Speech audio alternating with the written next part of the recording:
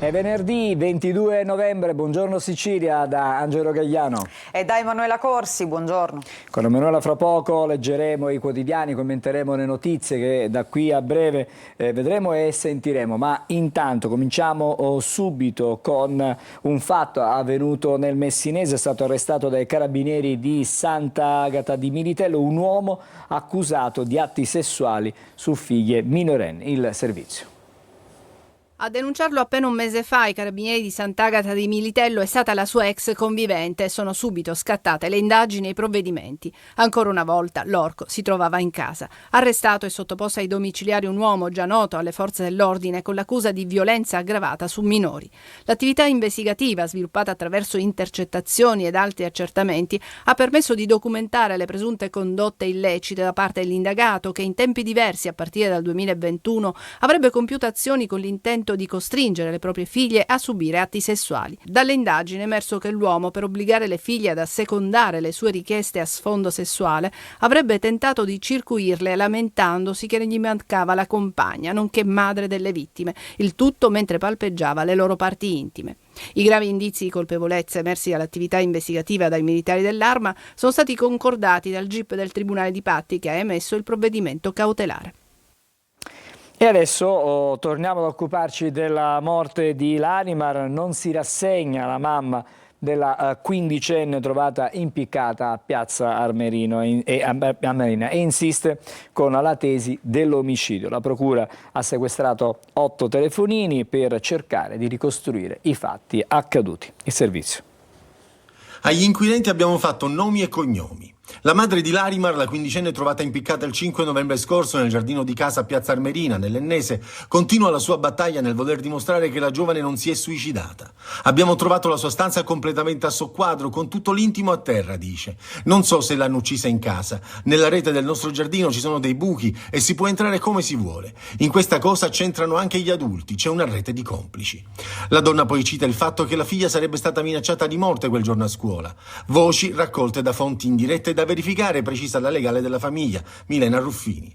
E anche se gli inquirenti, dopo l'autopsia, avrebbero commentato, secondo fonti giornalistiche, come anomale le modalità del suicidio, ad oggi l'ipotesi di reato rimane quella della istigazione al suicidio.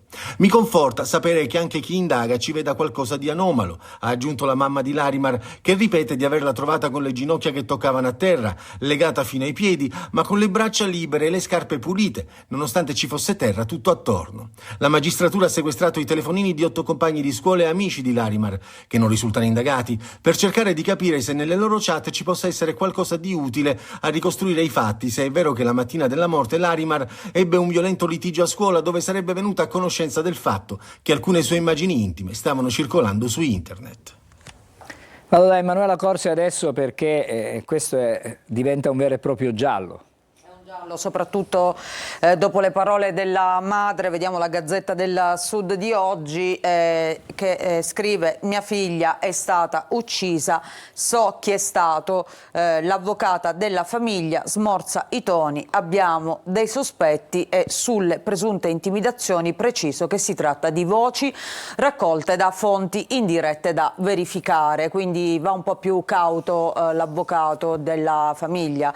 Piazza Armerina, la madre della quindicenne trovata impiccata, dice l'avevano minacciata di morte. Gli investigatori continuano ad indagare seguendo però la pista dell'istigazione al suicidio. E poi andiamo a vedere anche la Sicilia di oggi. So chi è l'assassino di mia figlia, lo sfogo della madre di Larimar, ma l'avvocato frena, non c'è certezza che sia stata minacciata di morte. Indagini al setaccio, i tabulati dei cellulari di alcuni compagni di classe appunto di Larimar, e questa sera ci sarà una fiaccolata a Piazza Armerina. La linea della famiglia: per noi è impossibile che una ragazza di 15 anni usi un metodo così violento per togliersi la vita. Queste sono state le parole della madre fin dall'inizio, diciamo, che non credeva appunto a questo gesto da parte della figlia. Grazie Emanuela. Si indaga, ora siamo a Caltanissetta, sulla morte di un uomo di 77 anni che è stato trovato morto in casa. Non si esclude la pista dell'omicidio. Ad avvertire la polizia sono stati i vicini di casa che hanno sentito delle urla. Prima le urla, poi all'improvviso un silenzio di tomba fino all'arrivo della polizia. Erano le 5 di mattina quando via Lunetta, strada poco distante dal centro storico di Caltanissetta, è stata percorsa da grida strazianti che hanno risvegliato l'intero quartiere. All'arrivo della polizia un uomo di 77 anni, Ignazio Polizzi, è stato trovato ormai morto, riverso in un lago di sangue con una profonda ferita alla testa. Il corpo dell'uomo presentava dei segni che fin da subito non hanno convinto la polizia.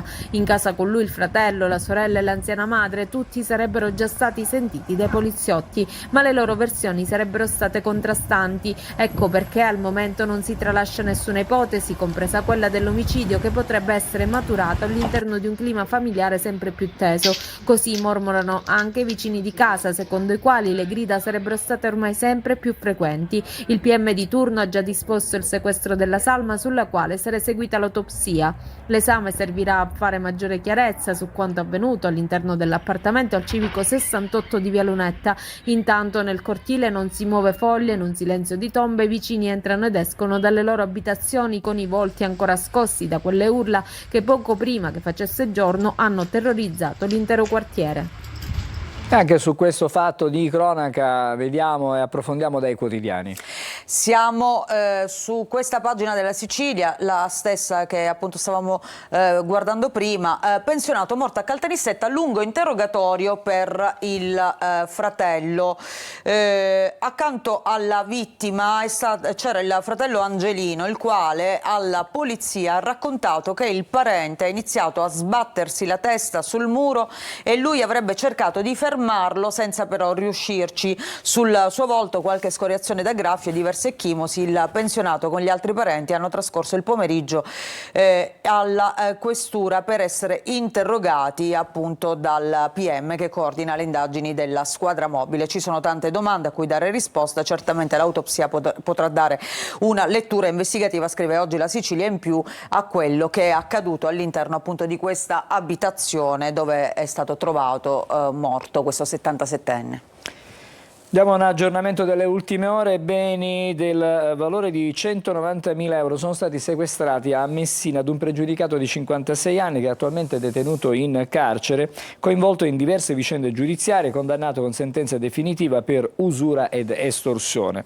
Dalle indagini è emerso come il patrimonio accumulato dall'uomo sia sproporzionato rispetto ai redditi dichiarati. E il giorno dopo il Blitz che ha rivelato il sistema di pestaggio e anche di torture all'interno del carcere di Trapani, il garante dei detenuti intervistato e raggiunto proprio da noi ha detto che il governo fomenta l'odio.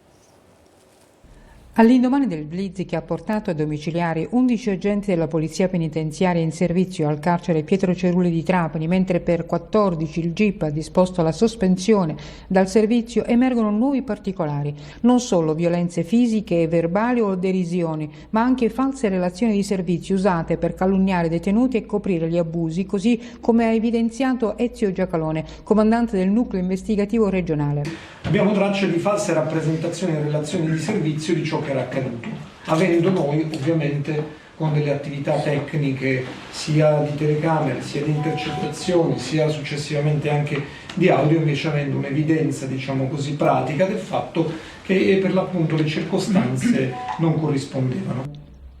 Ad agosto del 2023 proprio il reparto blu dedicato all'isolamento dei reclusi italiani, stranieri o psichiatrici, dove sono state consumate le violenze video riprese dalle telecamere fatte piazzare dalla procura, era stato chiuso dal DAP grazie alle denunce dei detenuti e il report delle associazioni, tra le quali Nessuno Tocchi Caino, che avevano effettuato tutta una serie di ispezioni all'interno del reparto utilizzato appunto per l'isolamento. Non ha fatto bene, non fanno bene le dichiarazioni dei rappresentanti di questo governo di questi giorni.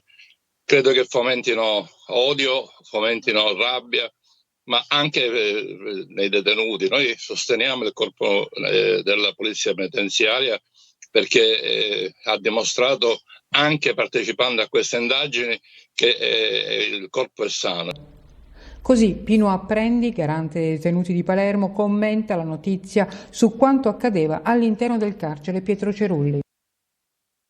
Si continua a parlare tantissimo su questa inchiesta, ma ci sono anche altri risvolti che legano proprio diciamo, alla cronaca le carceri italiane. Sì, lo vediamo per esempio su Repubblica di Palermo di oggi, suicidi, aggressioni, celle affollate, l'inferno delle carceri siciliane, zoom sui penitenziari dopo il caso Trapani. Nelle strutture dell'isola ci sono oltre 7.000 reclusi, l'8% in più negli istituti minorili di Palermo e Acireale, alta tensione tra ragazzini italiani e stranieri. E ancora in questo focus che oggi propone Repubblica, le strutture cadono a pezzi, mancano quasi 600 agenti rispetto a quanto previsto negli organici, e poi ad Agrigento un uomo colpito da mal di denti è rimasto un mese in attesa delle cure mediche.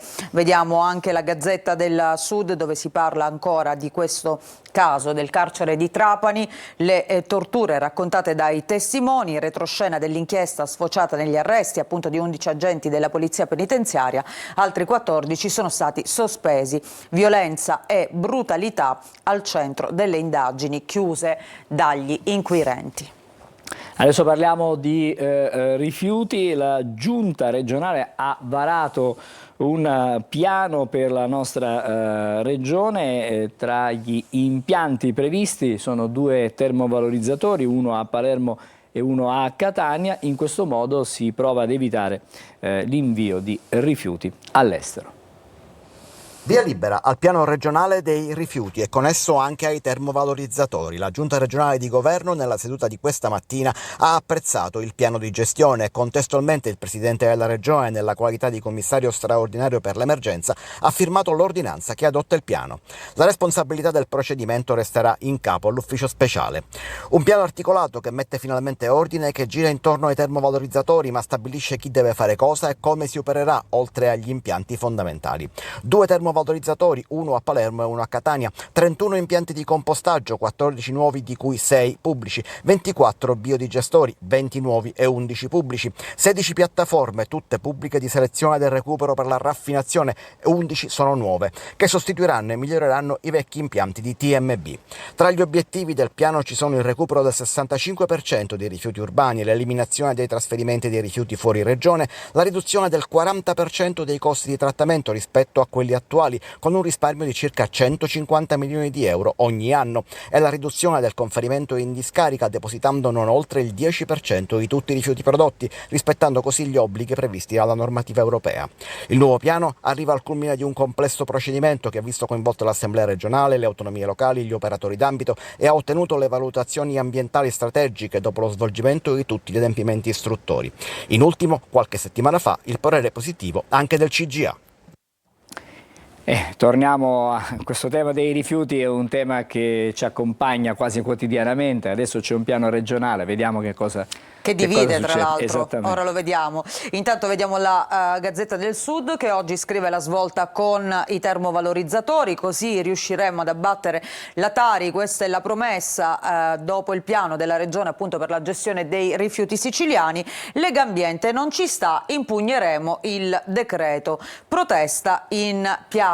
E poi vediamo anche Repubblica Palermo, via il piano rifiuti, guerra di ricorsi contro gli inceneritori. Sicula Trasporti si rivolge al TAR, ambientalisti in piazza con PD e 5 Stelle per opporsi appunto ai 2 termovalorizzatori che dovrebbero sorgere a Palermo e Catania. Flop differenziata intanto nel capoluogo è al 15% e resta il nodo degli impianti di compostaggio. Solo pochi giorni fa abbiamo dato i dati di Cittadinanza Attiva a proposito della raccolta differenziata. Diciamo che i capoluoghi di provincia siciliani non brillano ancora per quanto riguarda gli obiettivi raggiunti. Messina è la città diciamo più virtuosa sotto questo aspetto. Catania abbiamo visto ancora è lontana dall'obiettivo del 65%, ma soprattutto è la città con la Tari più alta.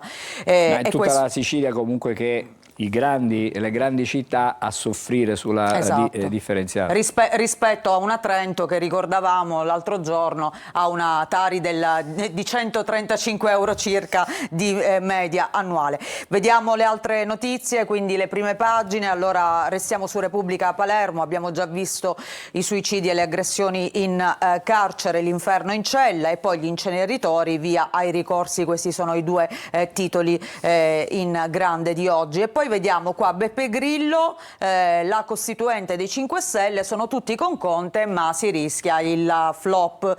E poi invece 5 cantieri in centro fino a Natale. C'è un piano per riasfaltare la via Libertà dalla piazza Vittorio Veneto sino a piazza Croci entro Natale. Il comune ha avviato i lavori e quindi vediamo come si rifà il look, il centro di Palermo. 5 nuovi cantieri, lavori notturni sino a Natale per riasfaltare quella che è l'arteria principale tra piazza Croci, appunto dicevamo, e piazza Vittorio Veneto.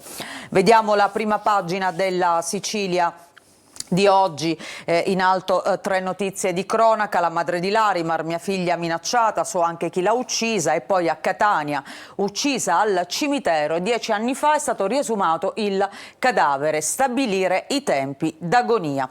E poi a Siracusa il caso di un clochard che è stato pestato a morte. C'è un testimone che ha denunciato il fatto ed è adesso caccia all'assassino. E poi vediamo la foto nel taglio centrale dedicata a Papa Francesco, Santa Pensione, questo è il titolo, disavanzo nei fondi di previdenza del Vaticano, interviene il pontefice, necessari sacrifici da parte di tutti. Movimento 5 Stelle sui fondi Ars, la doppia morale. Nuccio Di Paola dice stop agli amichettismi, ma dal gruppo raffica di contributi speciali. E ancora vediamo il contenzioso a proposito del depuratore di Priolo. Ieri l'annuncio da parte del ministro Urso, ci sarà una task force per evitare appunto lo stop all'impianto, aggiornerà questa task force i dati per convincere il GIP appunto a non chiudere lo stabilimento. E poi l'altro contenzioso mina sul piano rifiuti, il mega inceneritore di acciaieria a Catania rimane in sospeso. Qui nel taglio basso vediamo gli atti del processo a San Martino, parla dal Senato, il caso va verso la consulta, Sudano, intercettazioni illegittime. Poi vediamo anche la prima pagina della provincia di Catania. Ti faccio vedere questa notizia, il caso del porticciolo di Ognina, protesta contro la privatizzazione, il porticciolo naturalmente catanese. E poi si parla anche dei mercatini di Natale, molte casette rischiano di restare sfitte. Dopo il Castello Ursino il sorteggio registra altre defezioni, sguarniti Corso Sicilia, Italia e Piazza Manganelli. Da quando è normale che chi ha tutti i requisiti pensi a fare ricorso? Questa è la domanda oggi sulla Sicilia. Vediamo velocemente anche la prima pagina della Gazzetta del Sud con il sindaco Basile, il sindaco di Messina, che dice Messina ha fatto dei passi avanti. È il comune in Italia che ha ridotto maggiormente i costi della Tari. Ecco, ritornando al tema di prima. E poi la nostra città presa a modello appunto per la gestione dei rifiuti. C'è anche la cronaca. Un incidente è costato la vita a un 56enne, il tragico schianto per una mancata precedenza. Andiamo a vedere anche il giornale di Sicilia, con sempre questo focus sul penitenziario di Trapani. Vogliono portarmi alla morte nel carcere delle torture, pure la tragica storia di Ivan. 6 o 7 volte sono riuscito a finire in ospedale uscendo da questo inferno. Morirà per infarto in un altro penitenziario. I terribili racconti dei detenuti di Trapani che sono al centro appunto di questa inchiesta che ha coinvolto una cinquantina di agenti, 11 dei quali finiti agli arresti. Allora, grazie Emanuela per la tua attenta lettura dei quotidiani regionali. Come ogni mattina a quest'ora il collegamento adesso che apriamo è con la Polla Strada. Siamo in attesa di collegarci allora con la polizia stradale, allora ci fermiamo, facciamo una breve sosta, dopodiché torneremo di nuovo insieme e andremo a vedere qual è la situazione del traffico anche sulla città di Catania con le nostre telecamere. A fra pochissimo.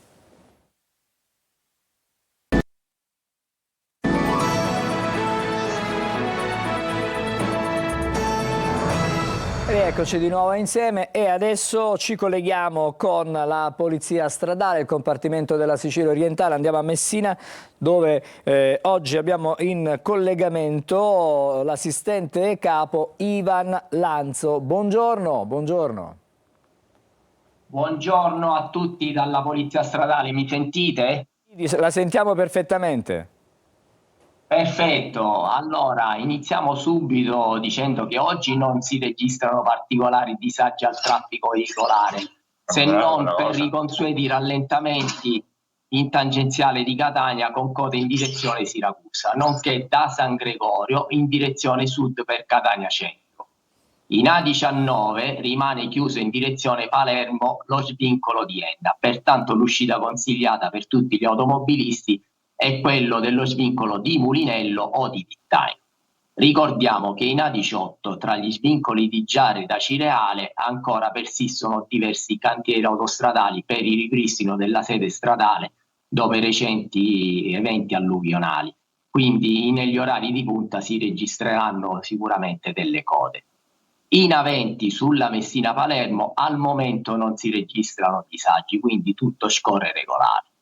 Pertanto non ci rimane altro che concludere dicendo sempre, ricordando a tutti, che chiunque impegna la sede stradale, che voi siate automobilisti, motociclisti, ciclisti che conduciate un monopattino o semplicemente siate dei pedoni, siamo tutti soggetti a rispettare le norme del codice della strada, ricordandoci sempre di una regola che non vedrete mai scritta in nessun codice, e cioè quella di usare il buon senso. E per oggi è tutto, un buongiorno e buona strada dalla polizia stradale.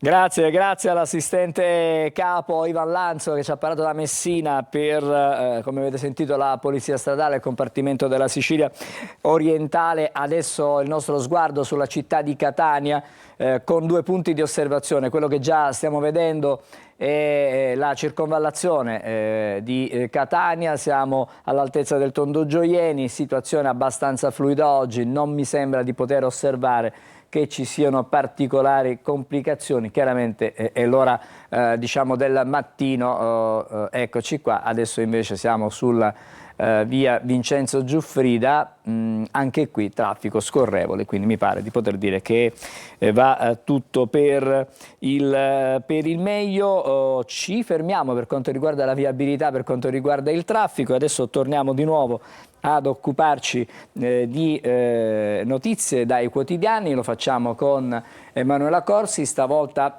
apriamo diciamo alle notizie nazionali ma anche a quelle internazionali e chiaramente ci racconti quali sono i fatti più importanti. Soprattutto internazionali oggi, Angelo, la notizia del giorno è questa, che la Corte Penale Internazionale ha detto che ha emesso un mandato d'arresto nei confronti di Netanyahu ma anche del suo ex ministro Gallant, e quindi vediamo la prima pagina di Repubblica che oggi mette a confronto, sembrano quasi due gemelli in queste foto, da un lato Netanyahu, dall'altro invece Putin. Leggiamo quindi le due notizie: la sfida a Netanyahu, mandato d'arresto, la Corte dell'Aia, crimini contro l'umanità anche per Gallant. Il Premier si difende e dice che i giudici sono antisemiti, sarà un nuovo processo Dreyfus.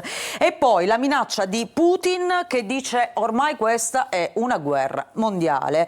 Discorso del presidente all'esercito: colpiremo chi arma Kiev, Mosca lancia per la prima volta il supermissile sull'Ucraina. Cos'è che ha inciso sulla guerra in Ucraina? La mossa di Biden, degli Stati Uniti, di dare l'ok all'utilizzo delle armi, dei missili a lungo raggio. Ma ci sono anche i missili inglesi della Gran Bretagna che vengono utilizzati, e per questo, insomma... Quest'ultimo elemento è stato quello che poi ha portato Putin a dire, appunto, siamo in una guerra mondiale. Andiamo a vedere all'interno la Corte Penale dell'Aia che dice: arrestate Netanyahu perché a Gaza sono stati commessi crimini di guerra. L'accusa dell'organismo internazionale al primo ministro e all'ex titolare della difesa Gallant: attacchi indiscriminati contro i civili. Borrell dice la decisione è vincolante, però l'Europa è divisa rispetto appunto a questo pronunciamento della Corte Penale internazionale. Mandato di cattura anche per Deif, capo militare di Hamas, che probabilmente però è già stato ucciso, lo vediamo appunto in questa foto, e qui invece c'è Gallant, che era stato rimosso poche settimane fa da Netanyahu perché, diciamo, era la parte un po' più morbida del suo governo.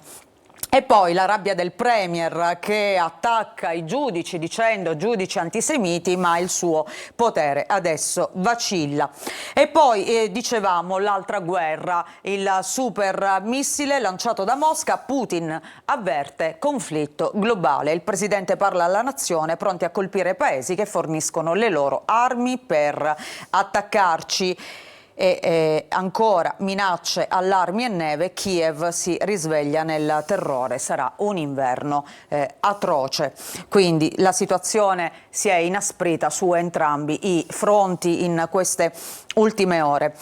Andiamo a vedere un'altra notizia che non ti ho fatto vedere in prima pagina su Repubblica, ma la vedremo su altri quotidiani, perché è stata venduta l'opera di Cattelan, la famosa banana attaccata al muro. E oggi c'è proprio un'intervista su Repubblica di Cattelan. È stata venduta per soli 6.200.000 euro. Quindi oggi Repubblica ha voluto sentire l'artista.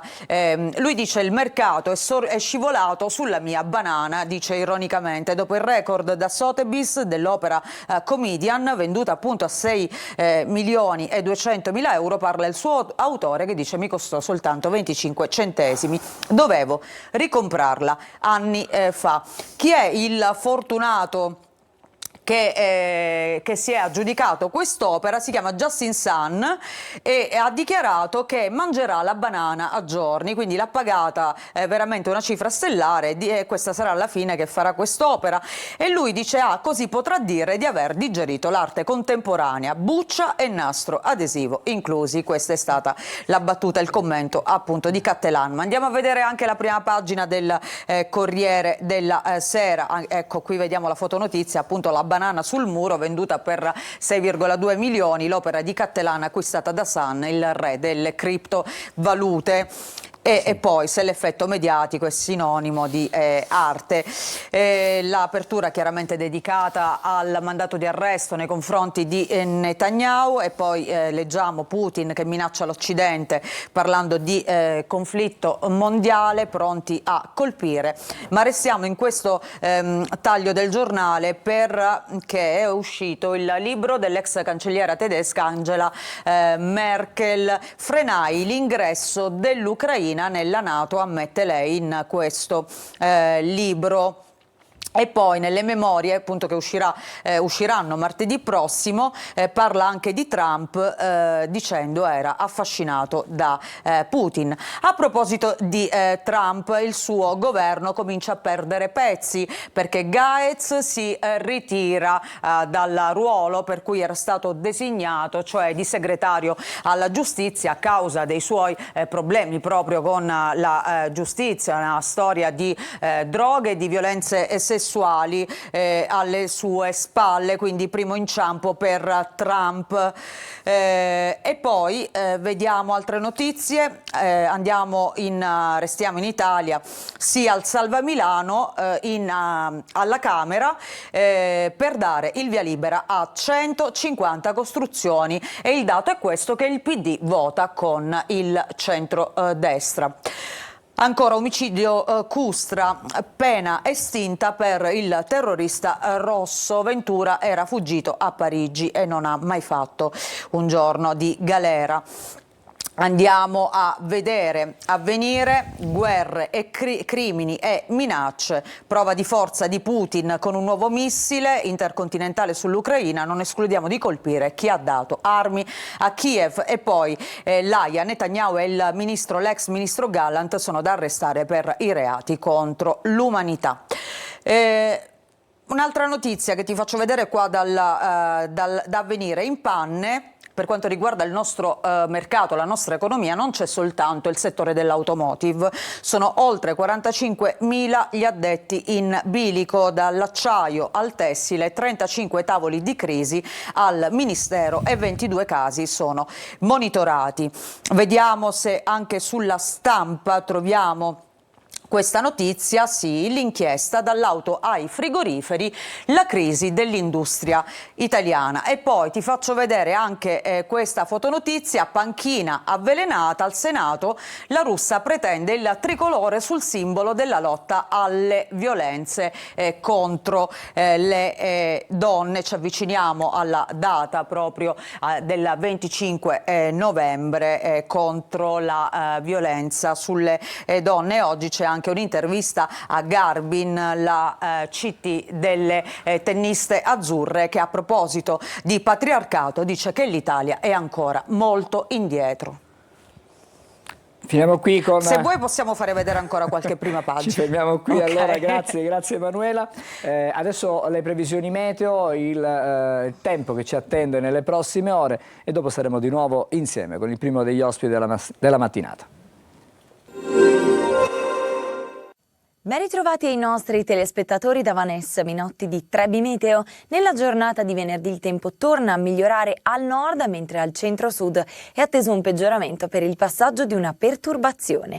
In dettaglio, in Sicilia sono attese condizioni di instabilità per la giornata di venerdì, con fenomeni dapprima sulla fascia tirrenica che poi si estenderanno anche al resto della regione. Da segnalare la ventilazione, che soffierà sostenuta, con mari fino ad agitati. Contesto climatico nel complesso mite con punte fin verso i 25 gradi. Poi per quanto riguarda la giornata di sabato il tempo tornerà a migliorare con tempo più stabile e soleggiato. Da segnalare ancora la ventilazione, che soffrirà sostenuta con mari mossi o molto mossi. Per quanto riguarda il contesto climatico, le temperature saranno in calo con valori non oltre i 20 gradi. Tutti i dettagli scaricando l'app di Trebi Meteo.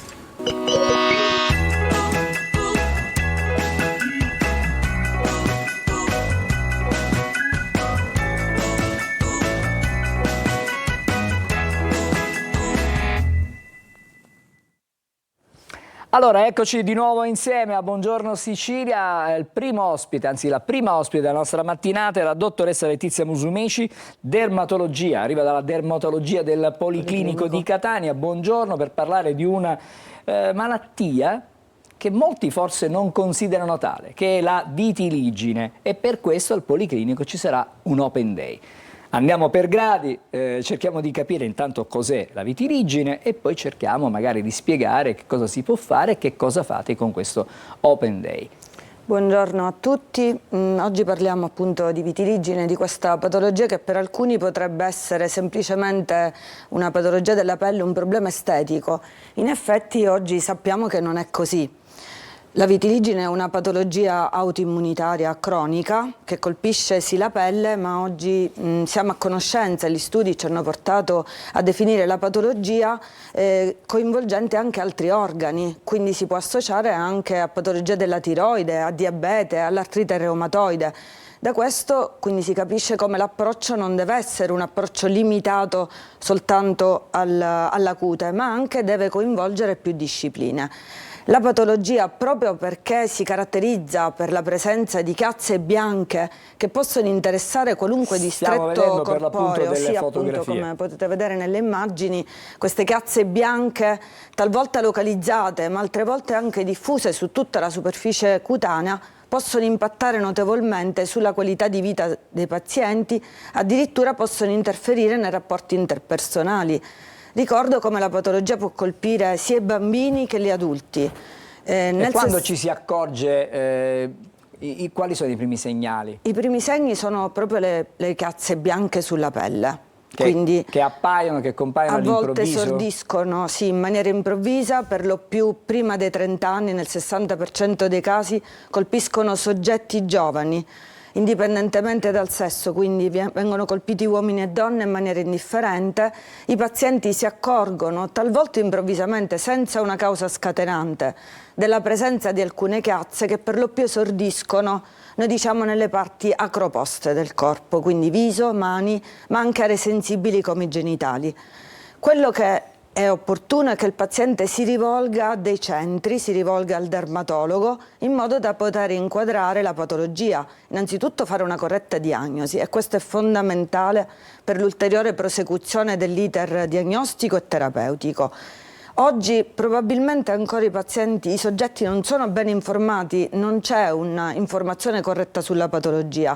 Alcuni pensano trattarsi di una forma contagiosa, noi sappiamo che non lo è.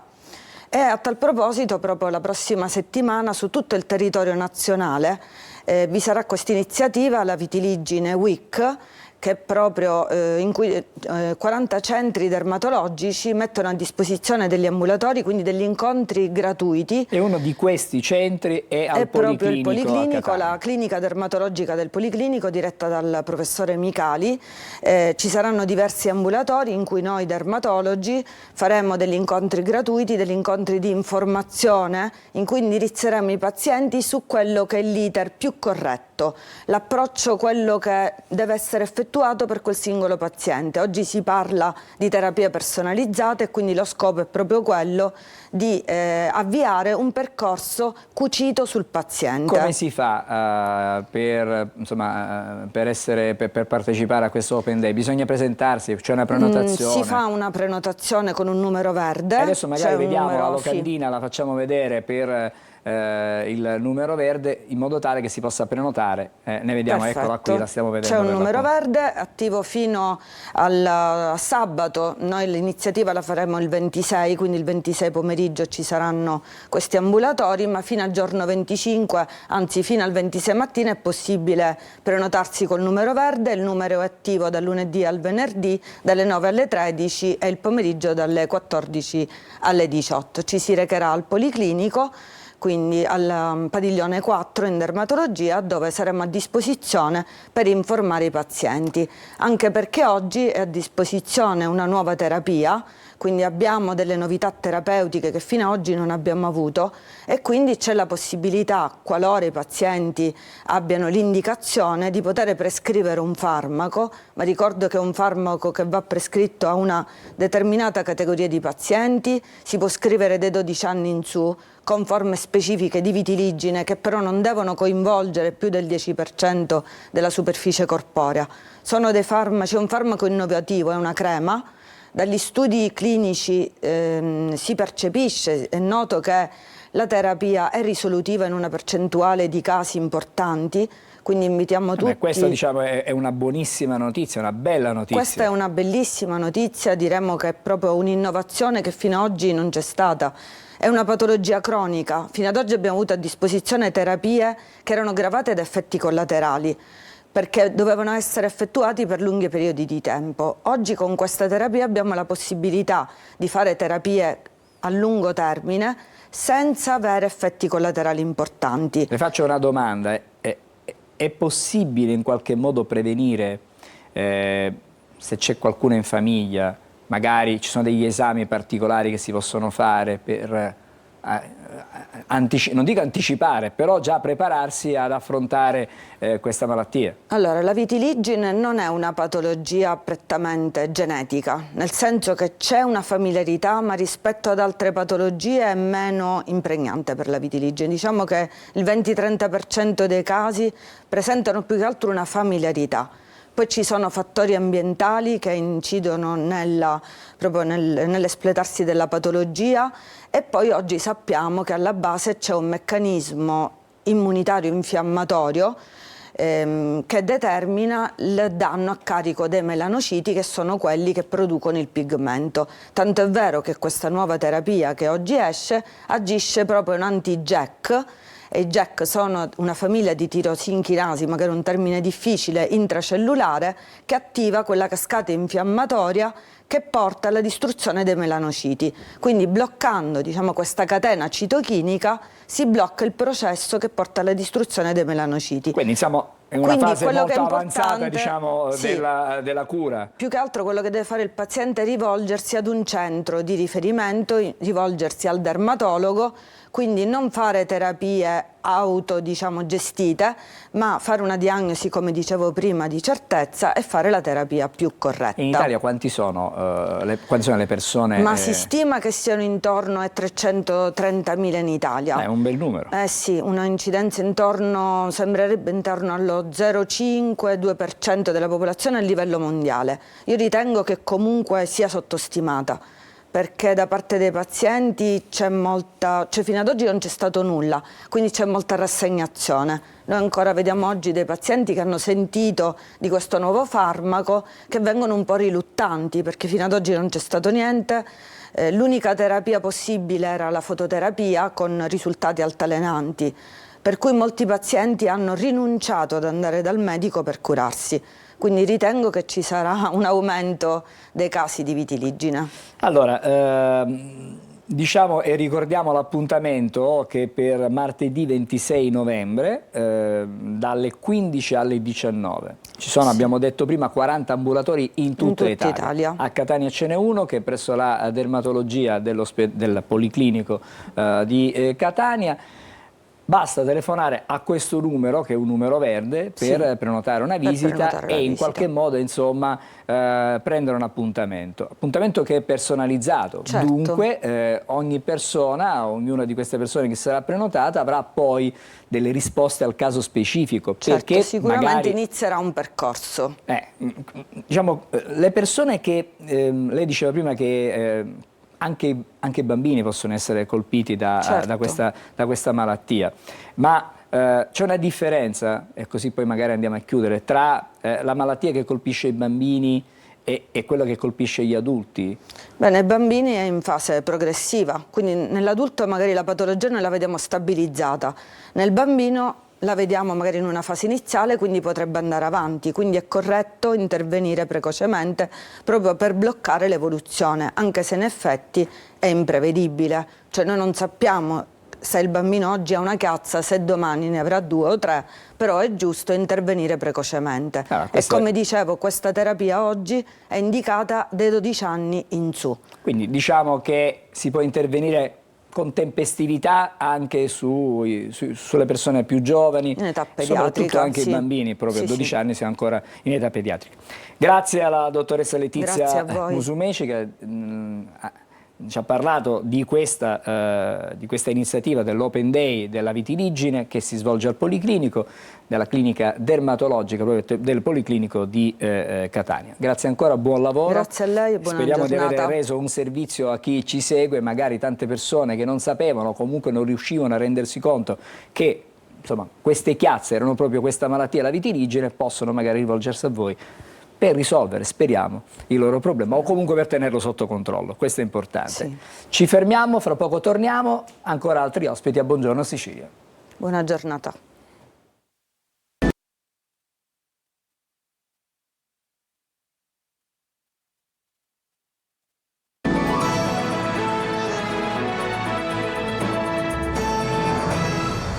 Eccoci, siamo di nuovo a Buongiorno Sicilia. Con me in studio adesso c'è il dottore Salvatore Montemagno, buongiorno, che è il dirigente della divisione anticrimine della Questura di Catania, e poi c'è anche l'avvocato Antonino Guido Di Stefano, che è il presidente dell'Ordine degli Avvocati di Catania. Buongiorno. Con voi stamattina parliamo di quello che è un tema sempre più ricorrente da qualche tempo a questa parte, che è certamente quello delle carceri e delle condizioni delle carceri in Italia, in Sicilia, ma oggi parliamo del recupero e del reinserimento in maniera particolare dei detenuti e la lotta agli episodi di violenza. Voi avete aperto, diciamo, un protocollo, avete fissato delle linee guida, diciamo così, per poter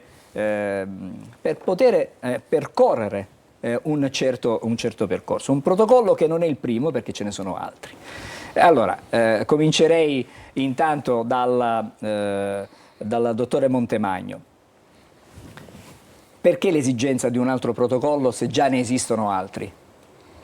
Sì, l'esigenza, buongiorno, innanzitutto l'esigenza deriva dalla ormai consapevolezza della necessità che, parlando appunto di violenza di genere, se ne parli e il problema venga trattato a tutti quanto più possibile, nella maniera più estesa possibile, e non soltanto limitandoci soltanto ad una classe, categoria, ente. Anche perché la materia è molto vasta. La materia è molto vasta, e che con l'Ordine degli Avvocati abbiamo appunto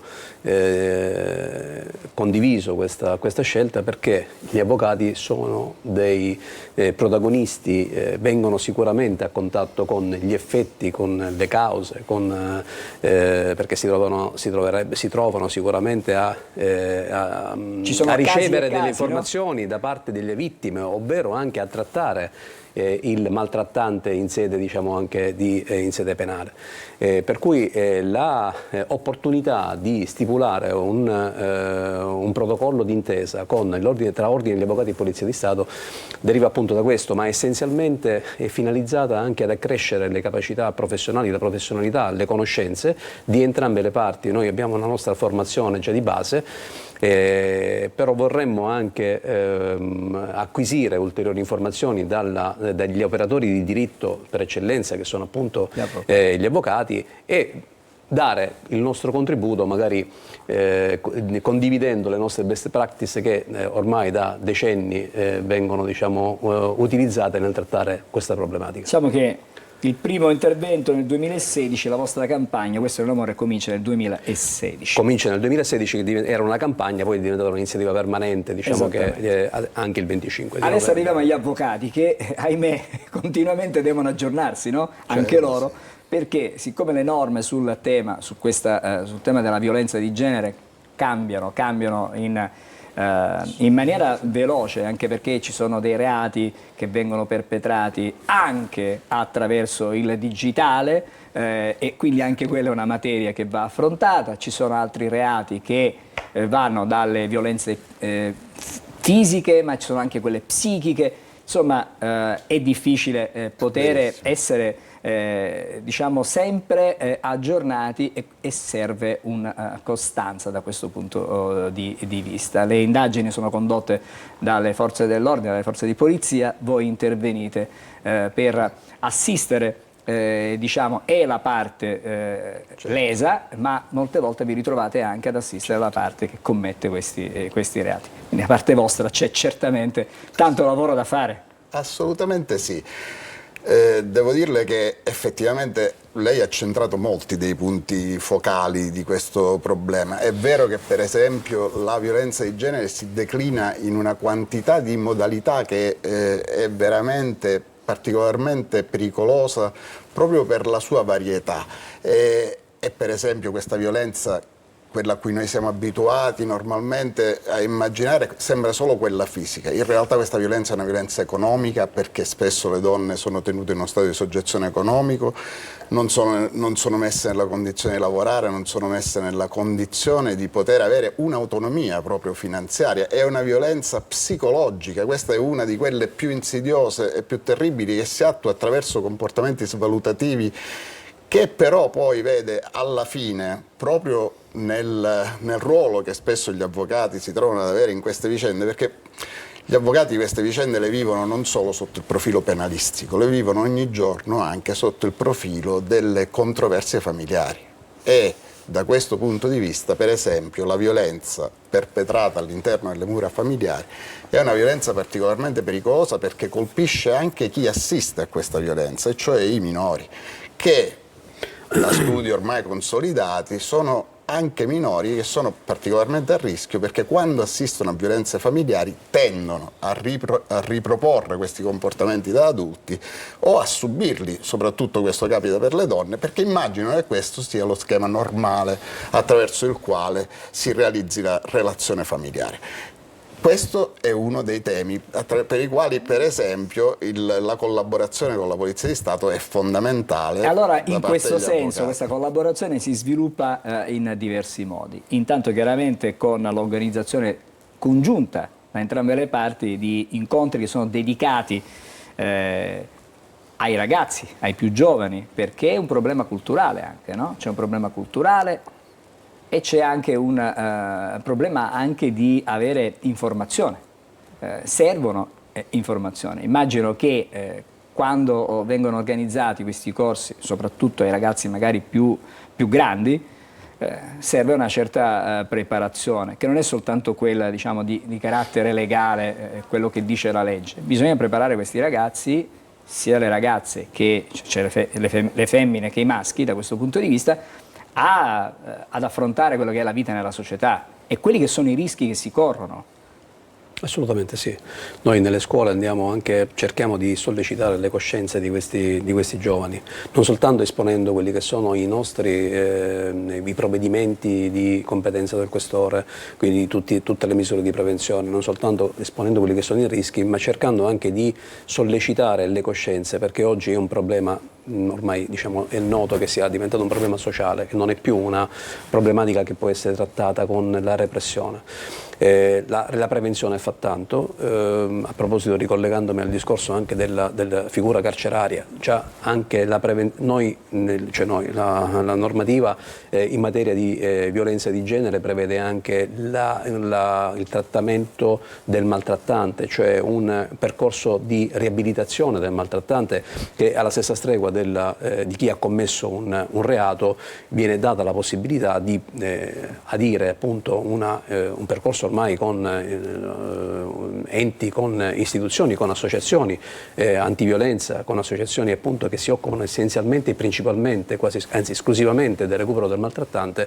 Diamo anche la possibilità di adire questo percorso per poter eventualmente comprendere quelle che sono le motivazioni che stanno alla base della violenza che è stata in qualunque modo esercitata nei confronti della vittima.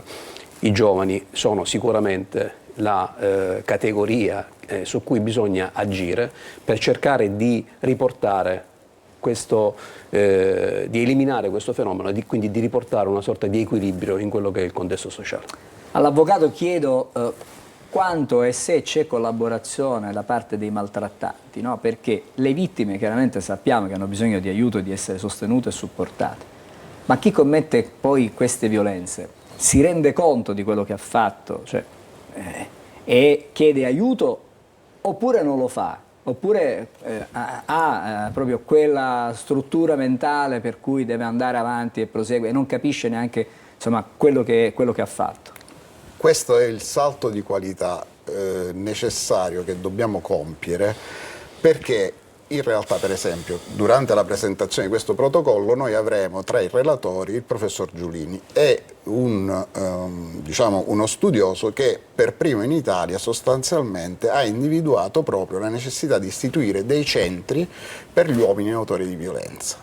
E devo dire che questo è un percorso che funziona. Funziona perché l'uomo si rende conto, messo di fronte alla ricostruzione del percorso, di quanto sia stato deviante e deviato il suo atteggiamento, e quindi da questo punto di vista questo è certamente il primo passo. Così come l'interdisciplinarietà del tema, del problema, si coglie tutta proprio dove si fa riferimento alla necessità di interventi di psicologi, dei sociologi, perché, diciamolo anche francamente, anche le vittime spesso hanno un comportamento che è scarsamente utile a far emergere il reato o comunque il comportamento maltrattante. E questo dipende dal fatto che naturalmente, essendo soggetti alla violenza, diventa paura, naturalmente difficile sfuggire, però spesso c'è anche una mentalità alla base che la considera quasi, come dire, ineluttabile, normale. E dicevo che nel corso di questa presentazione del protocollo noi avremo proprio la presenza del professor Giulini, ma anche il professore Colloca, che è un noto sociologo catanese. Avremo il procuratore della Repubblica presso il Tribunale dei Minori, la dottoressa Santocono, che proprio ci farà capire quanto questo tema sia importante nella fase proprio evolutiva, e poi ci sarà appunto il dottore Montemagno che illustrerà il tema sotto il profilo anche delle iniziative che sono state fatte nella scuola. Quindi dico tutti temi che ovviamente vanno affrontati con questo approccio. Allora, magari ci rincontreremo più avanti, perché questo purtroppo, devo dire, purtroppo e ahimè, non si può cancellare dall'oggi al domani. Stamattina abbiamo letto sulle agenzie, abbiamo seguito un fatto di cronaca da Messina, perché un papà abusava su figlie minorenni. Anche questo è un altro, diciamo, fatto che è continuo. Anche ogni giorno ci ritroviamo, ci imbattiamo con notizie di questo tipo. Grazie al dottore Salvatore Montemagno, che è stato con noi, che è il dirigente della divisione anticrimine della Questura di Catania. Grazie anche al presidente dell'Ordine degli Avvocati di Catania, l'avvocato Antonino Guido Di Stefano. Buon lavoro per questo nuovo cammino, un nuovo percorso che state avviando, che si che si aggiunge a quelli già fatti in precedenza. Noi ci dobbiamo fermare, è una sorta di come dire, passaggio di testimone. Adesso noi abbiamo iniziato con questo, abbiamo toccato anche il tema del recupero, lo affronteremo fra non molto, e quindi abbiamo come dire, un fil rouge per cui arriviamo al prossimo diciamo, blocco della trasmissione con altri ospiti. Grazie a voi per essere stati con noi. Ci fermiamo, restate con noi. Buongiorno Sicilia, fra non molto rientra.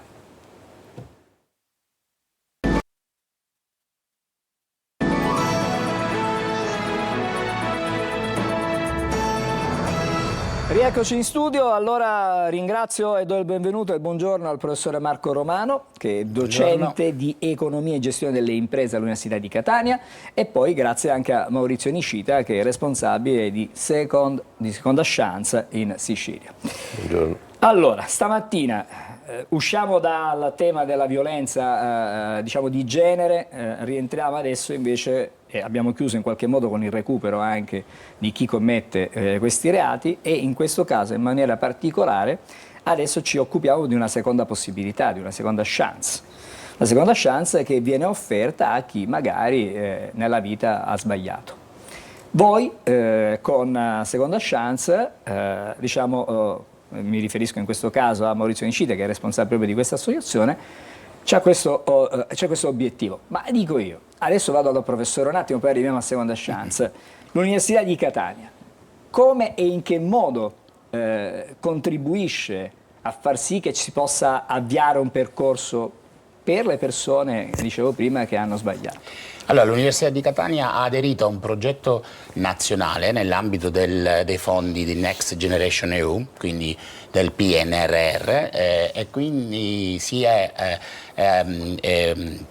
coordinata con altre università in un progetto nazionale, progetto dall'acronimo inglese GREENS, Grow Resilient, Inclusive and Sustainable, per fare in modo che i soggetti più svantaggiati in generale, nello specifico i soggetti, in questo caso i carcerati, possano essere adeguatamente studiati, possono essere valorizzati nelle specificità, quindi l'università si fa carico con questo progetto di ricerca di studiare il fenomeno da un punto di vista socio-economico, soprattutto negli aspetti più, mi permetto di dire, soggettivi del fenomeno, quindi dal macro per arrivare fino alle singole esperienze, e questa attività l'ha realizzata attraverso dei cosiddetti bandi a cascata. Per la prima volta le università si rivolgono a istituzioni presenti nel territorio, come nel caso di Seconda Chance, che hanno partecipato, hanno aderito, hanno proposto un modello di intervento concreto sul campo, e a loro ci rivolgiamo per attingere esperienze, contenuti e provare insieme a proporre delle soluzioni concrete per risolvere uno dei tanti come dire, problemi che caratterizzano i soggetti svantaggiati. Per noi i migranti, i carcerati, i giovani che non studiano, che non hanno acquisito altre conoscenze, e i soggetti appunto che hanno subito violenza o che sono fuoriusciti dal mercato del lavoro in età avanzata rappresentano una priorità per garantire l'inclusione sociale. Questo è il motivo per cui ci siamo rivolti a Seconda Chance nello specifico. Allora arriviamo a Seconda Chance che ha praticamente diciamo una mission, diciamo fra virgolette, sì, no? Di provare, stavolta assieme alla collaborazione chiaramente dell'Università di Catania con questo progetto, di dare un'opportunità, una voglia di riscatto, una possibilità di riscatto anche sociale. Come si fa? Come si organizzano questi, perché saranno dei corsi, immaginiamo, no? Rivolti a questi detenuti, verranno offerte delle possibilità, delle scelte per cui si può o non aderire chiaramente a secondo di quelle che poi sono le proprie aspettative. Ci sono varie forme, nel senso che bisogna che si accenda questo riflettore sulle carceri, e non solo purtroppo per le notizie che arrivavano da Trapani negli ultimi giorni, piuttosto che da altre carceri, piuttosto di suicidi. Questo è un tema, diciamo, piuttosto vasto.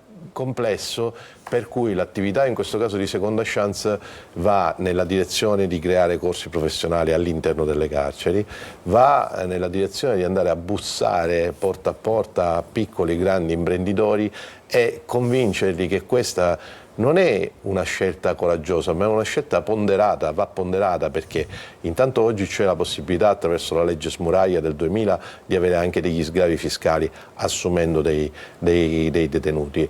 Al tempo stesso, lavorandoci sul campo, ti rendi conto che chi ha voglia di rialzare realmente la testa e ha già fatto un percorso interno al carcere, perché sia chiaro, e mi rivolgo in questo caso al piccolo grande imprenditore catanese, non è che noi proponiamo scatole chiuse in cui non sai che delinquente trovi dentro, no, assolutamente. Chi è nelle condizioni di andare a lavorare fuori da un carcere perché ha fatto un percorso e vicino alla fine pena ha bisogno di rialzare la testa.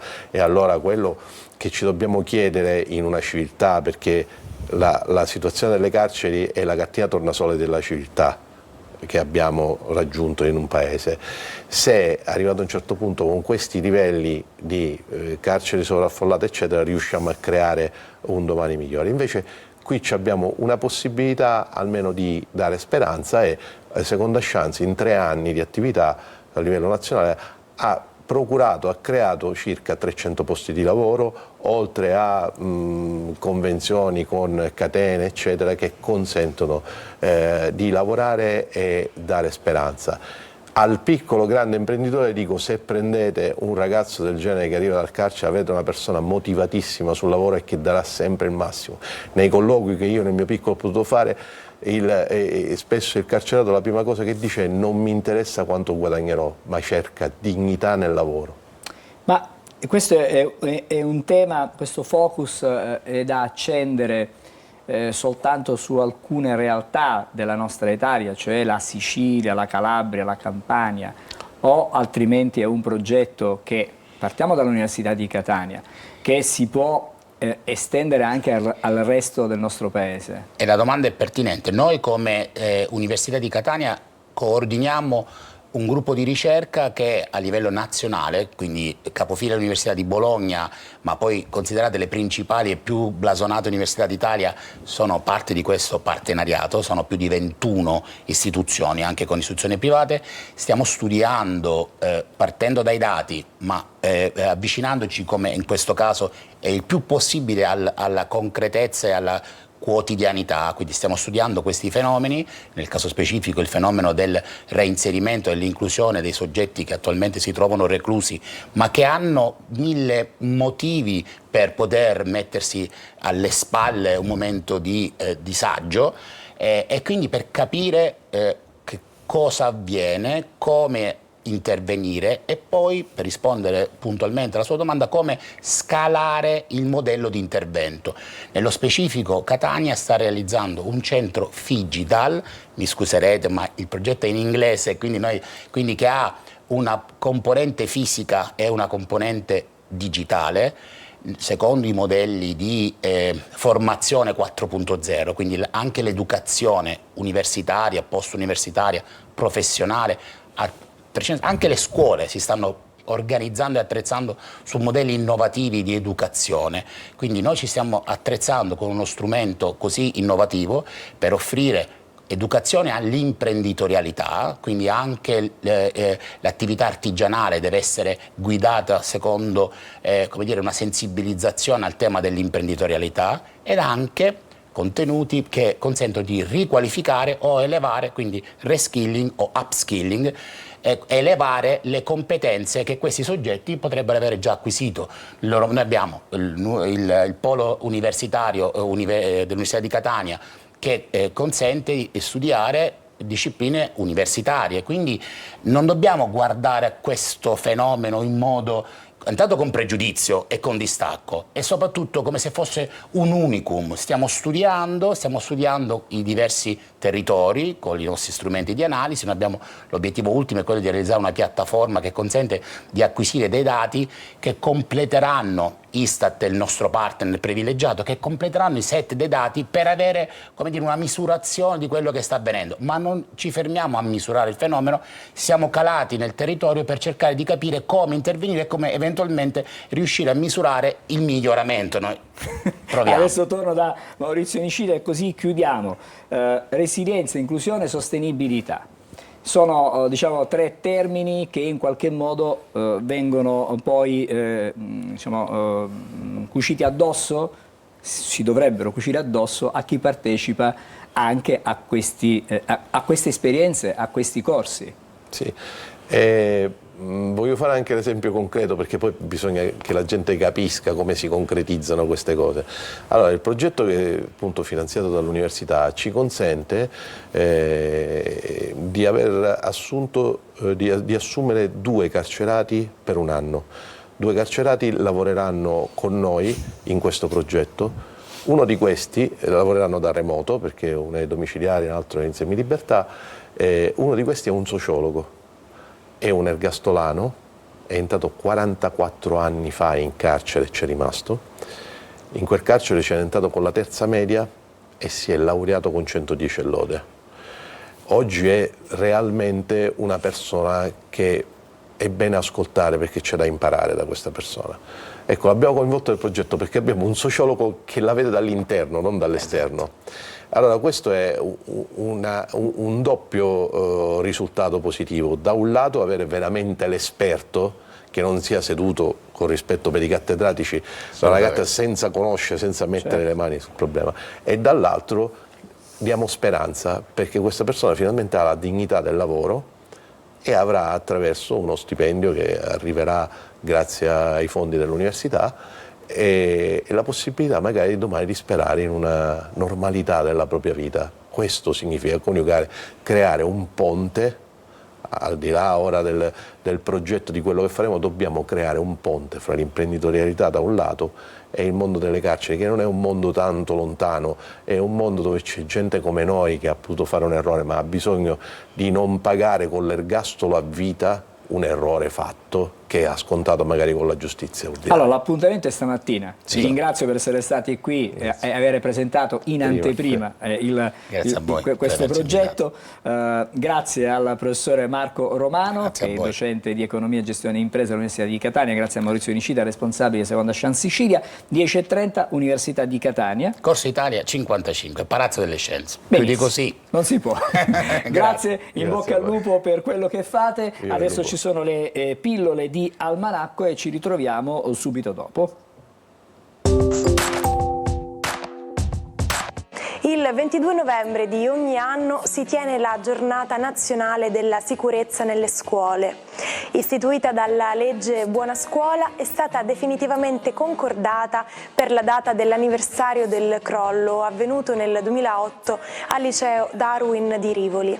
La collaborazione con le scuole e gli enti locali è fondamentale nel monitoraggio degli edifici per la sicurezza degli studenti, degli insegnanti e di tutto il personale che li frequenta. Ma sapreste definire cos'è una batteria?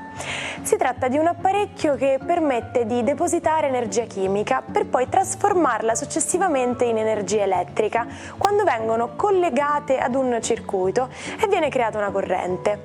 Alcune batterie, le cosiddette pile, sono monouso, mentre altre, chiamate accumulatori, possono essere ricaricate. Di quest'ultima categoria fanno parte le batterie al litio presenti nei nostri cellulari e ricaricabili varie centinaia di volte.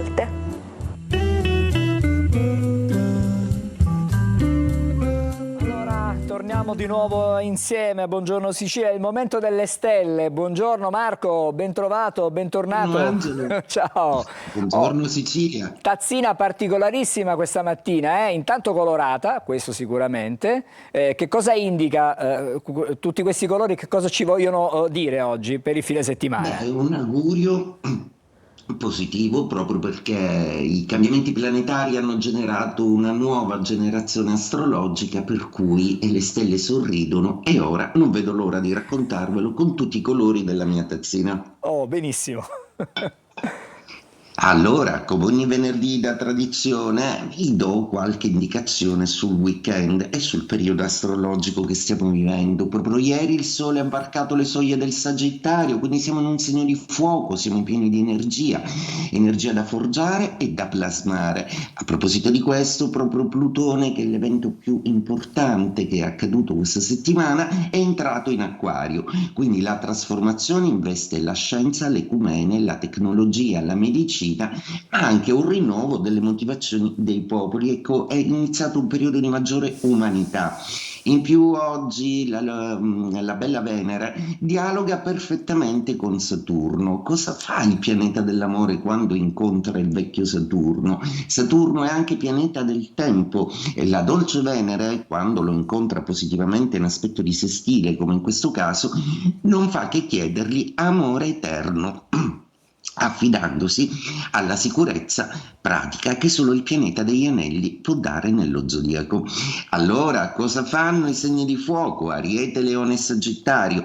L'Ariete sta avendo un giro di boa nella sua carriera molto importante, proprio perché probabilmente a molti di loro sono stati affidati degli incarichi nuovi tra passioni che sono appena nate e impegni lavorativi che si moltiplicano. L'Ariete è stupendamente preso di nuovo dalla sua vita, quindi bando alla noia e di nuovo entusiasta.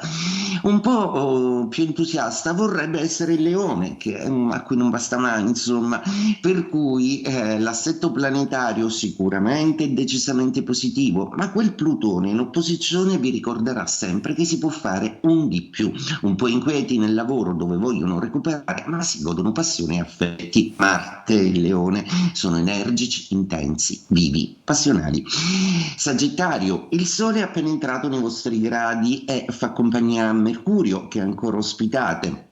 Un Mercurio che però non riesce a dialogare bene perché è opposto a Giove in Gemelli, il vostro pianeta, per cui cercate di esprimervi calorosamente e agevolmente, ma non usando le parole. Agite semplicemente, del resto siete il segno dell'istinto.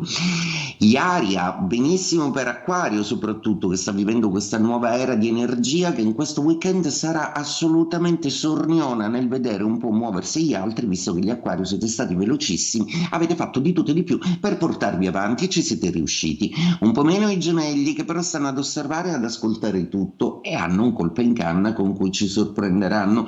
Bilancia, che anche se vorrebbe pensare sempre all'amore, la Bilancia è costretta per adesso a occuparsi di qualcosa di amministrativo, familiare ed economico, anche se sta recuperando nelle sue serate, nei momenti di libertà, un fascino sociale che aveva perduto fino a qualche tempo fa.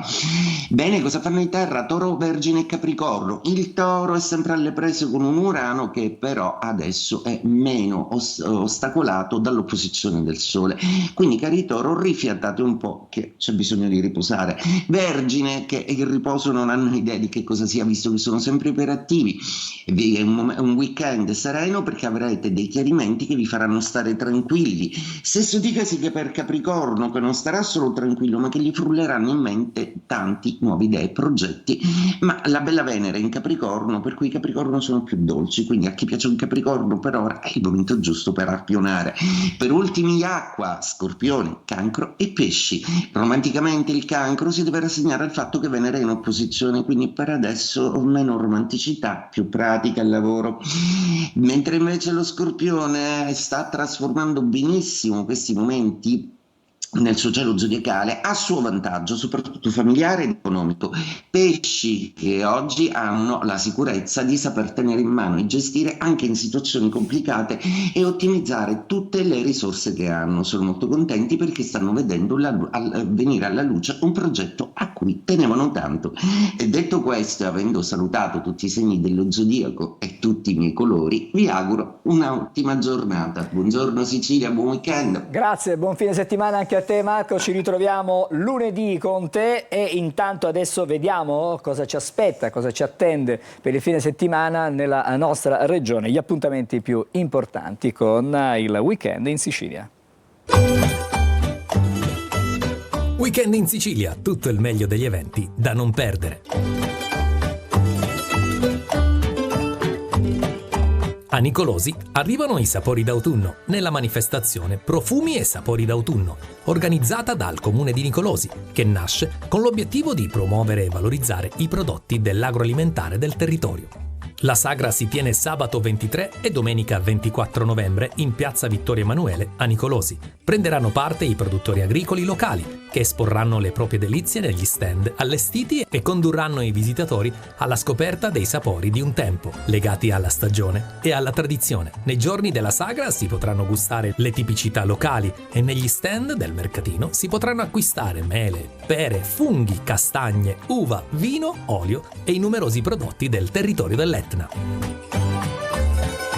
Sarà il Palaforum Bella Via di Contrada Esa Chimento ad Agrigento sabato 23 ad ospitare il concerto di Edoardo Bennato, il cantante che con la sua musica ha fatto e fa sognare intere generazioni. A Bagheria è tutto pronto per la 7ª edizione dello Sfincione Fest, in programma in Corso Umberto I il 22, il 23 e il 24 novembre. Il 24 novembre al Teatro Golden di Palermo si esibisce Irene Grandi, uno spettacolo che celebra 30 anni di carriera di una delle artiste più amate e iconiche del pop italiano. La carne di pecora, ma anche la ricotta, un prodotto realizzato dal latte degli ovini. Questo e tanto altro in degustazione nel weekend del 23 e 24 novembre a Santa Ninfa, in occasione dell'iniziativa Un giorno da pecora. A Giarre arrivano le atmosfere bavaresi dal 22 al 24 novembre al Pala Giarre con l'Oktoberfest. La manifestazione promette atmosfere uniche all'insegno della birra, della musica e del buon cibo, per vivere le ambientazioni tipiche della più nota manifestazione tedesca. Il Conservatorio Alessandro Scarlatti di Palermo festeggia Santa Cecilia, patrona della musica e degli strumentisti e dei cantanti, con un evento venerdì 22 novembre alle 20:30. Il concerto si terrà alla chiesa di San Giuseppe dei Teatini di Palermo. E anche per questo fine settimana è tutto. Vi auguriamo un buon weekend.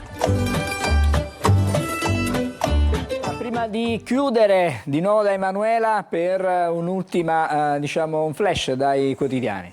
Sì, sul Corriere della Sera oggi c'è, per quanto riguarda gli spettacoli, un'intervista all'attore Alec Baldwin che sarà ospite del Festival di Torino. Lui si confessa, dice: starei a casa con i miei 7 figli, ha 7 figli, ha avuto una moglie che si chiama Ilaria Thomas, era un insegnante di yoga, ma la moglie più celebre era sicuramente Kim Basinger, con la quale è stato sposato tanti anni, ecco, le mie ferite aperte. Baldwin ricorda anche la morte di una fotografa su un set mentre sparavano, purtroppo è stata colpita accidentalmente questa fotografa, lui ne è uscito prosciolto, dice però soffro sempre per questa vicenda. E poi la satira su Trump mi ha stufato, è un mostro noioso, ecco, qui lo vediamo mentre imita Trump, però queste sono le sue parole, appunto, qua lo vediamo al Saturday Night Live, che è una trasmissione famosissima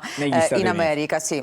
Grazie Emanuela, ci dobbiamo fermare, siamo in ritardissimo stamattina. Grazie ancora Emanuela Corsi. A te, Angelo. Ci salutiamo con i Beatles stamattina con un grande successo. 22 novembre del 68 i Beatles pubblicavano l'album The Beatles e questa è While My Guitar Gently Whips, quando mentre la mia chitarra piange dolcemente, così dicono e cantano i Beatles.